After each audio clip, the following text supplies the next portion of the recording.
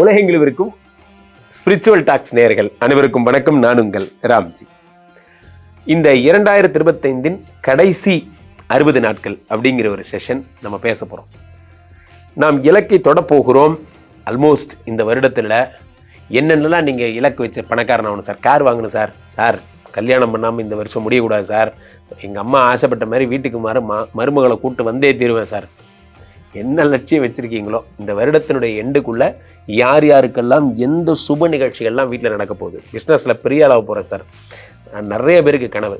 இதில் நம்ம எடுத்துக்கிற டூல்ஸ் எல்லாம் என்ன விதமான கருவிகளை வச்சு, குரு பகவான் உச்சம், இது ஒரு சப்போர்ட்டிவான ஒரு விஷயம்.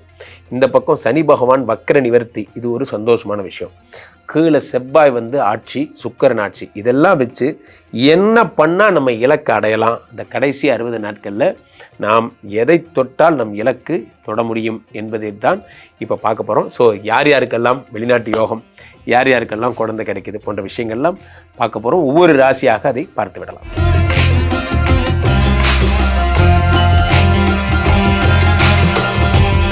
உனக்கு என்னப்பா ராஜா வீட்டு கண்ணுக்குட்டிங்கிற மாதிரி தான். ராஜா உங்களுக்கு ராஜா வீட்டு கண்ணுக்குட்டி ராசியில் இருக்கின்ற ராசிநாதன் சுக்கிர பகவான் 7ஆம் இடத்தில் இருக்கிறார். 7ஆம் இடமாகப்பட்ட செவ்வாயுடைய வீட்டுக்கு போறார். இந்த 60 நாள்ல 7ஆம் இடத்துல செவ்வாயுடைய வீட்டுக்கு போகும்போது என்ன ஆகுதுன்னா, காதல் வருகிறது. இவ்வளோ அழகா யாரும் பார்த்துருக்க மாட்டாங்க. முன்தினம் பார்த்தேனே, அதெல்லாம் அடடா, உங்களுக்கு மட்டும்தான் அப்படி விதவிதமா லவ் பண்ண தெரியும். காதல் அப்படிங்கிற ஒரு விஷயம் இந்த ராசிநாதன் 7ஆம் இடத்தில் இருக்கும் பொழுது உங்களுக்கான புதிய வாழ்க்கை என்பது கிடைக்கும். சில பேருக்கு டைவர்ஸ் ஆகிருக்கும், கல்யாணம் திருமணம் முடிந்திருக்கும், மறுமணத்திற்கான பொண்ணு கிடைக்கும். கவலைப்படாதீங்க, கண்டிப்பாக கிடைச்சிரும். இந்த 7ஆம் இடத்துல சுக்கிர பகவான் வரும் பொழுது 7க்குடைய செவ்வாய் ஆட்சி பெறும் பொழுது இவங்க 2 பேருமா சேர்ற இவங்களை குரு பகவான் பார்க்கிறார்.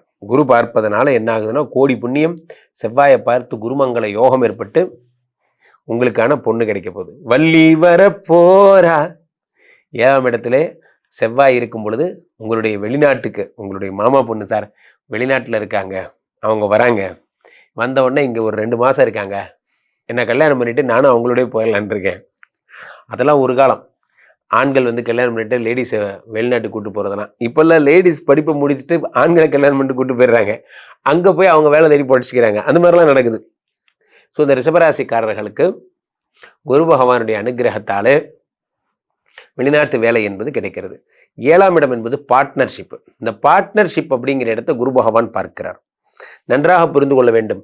இந்த பார்ட்னர்ஷிப் அப்படின்னா என்ன அப்படிங்கிறத நீங்கள் யூனிட் பி மோஸ்ட் கேர்ஃபுல். இந்த பார்ட்னர்ஷிப்னா என்ன என்றால், ஒரு விஷயம் நண்பர்களே, பார்ட்னர்ஷிப்பில் இருக்கக்கூடிய பிரதானமான ஒரு விஷயம் நான் சொல்லுகிறேன்.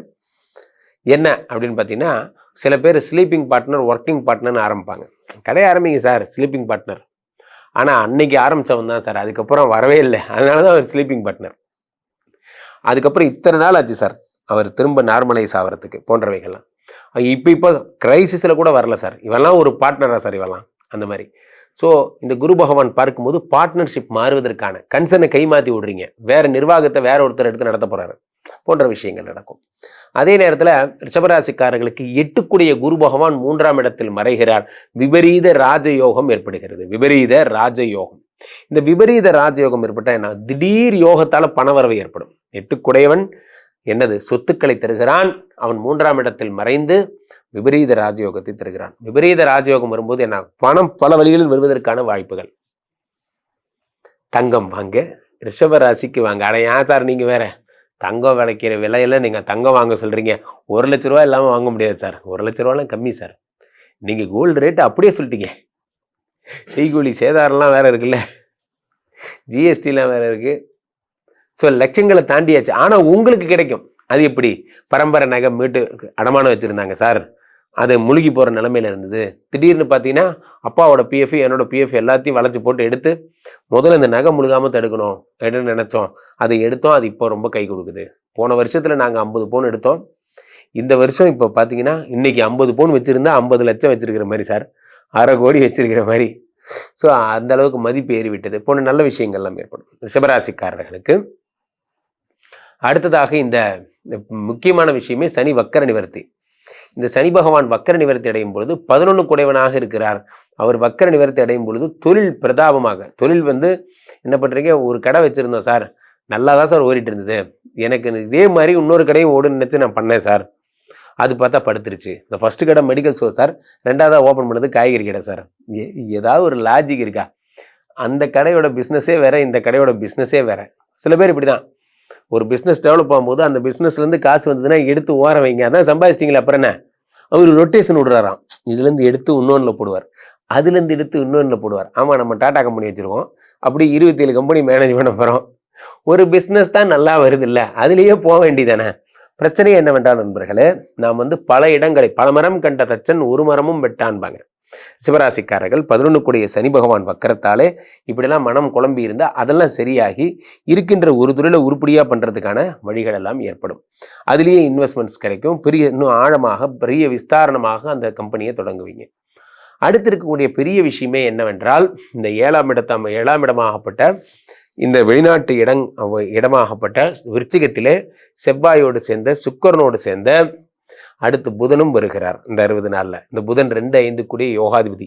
எது என்னவோ ஒன்று, நீங்கள் ஃபாரின் போகிறீங்க, இல்லை உங்கள் ஃபாரின்லேருந்து வர்ற பொண்ணை கல்யாணம் பண்ணிட்டு ஃபாரின் போகிறீங்க, என்ன ஏதோ ஒன்று நடக்கும். அடுத்ததாக உங்களுக்கு தொழில் வந்து விஸ்தாரணம் பண்ணலாமா, 2வது கடை போடலாமா வேணாமான்னு யோசிச்சுட்டு இருந்த அந்த தடையெல்லாம் விலகி 2வது கடைக்கு ஒரு இன்வெஸ்டர் கிடைப்பார். நீங்கள் பிஸ்னஸை டெவலப் பண்ண போகிறீங்க.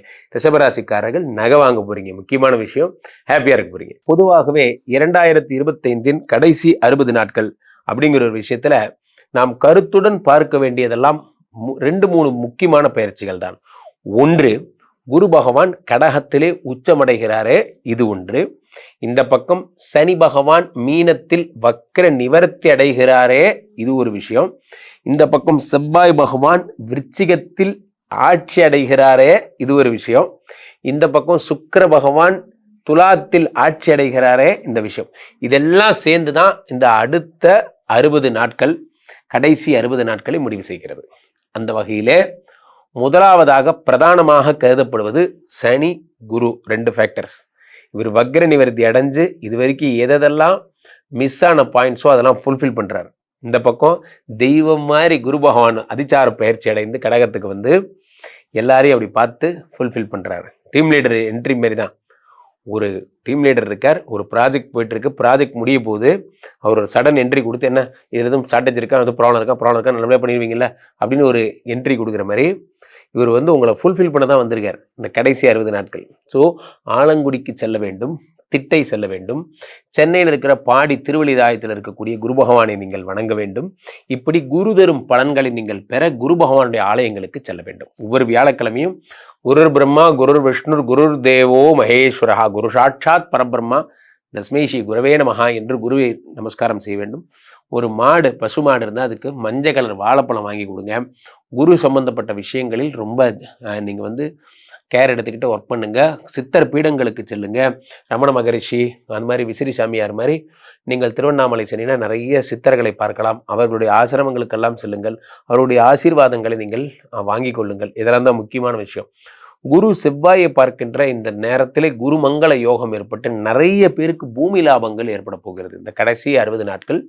பூமி லாபங்கள். ஸோ யார் என்ன ராசியாக இருந்தாலும் உங்களோட ஃபோக்கஸ் குரு மங்கள யோகத்தை பயன்படுத்தி மினிமம் நீங்கள் வாழ்கிறதுக்குரிய ஃப்ளாட் வீடாவது வாங்குங்க. சில பேர் இன்வெஸ்ட்மெண்ட் ப்ராப்பர்ட்டிஸ்க்கெலாம் போயிட்டு இருப்பீங்க, அதெல்லாம் செகண்ட் லெவல். ஆனால் இப்போ நீங்கள் அடிப்படையாக வாழக்கூடியதுக்காக ஒரு வீடாவது நீங்கள் வாங்குங்க.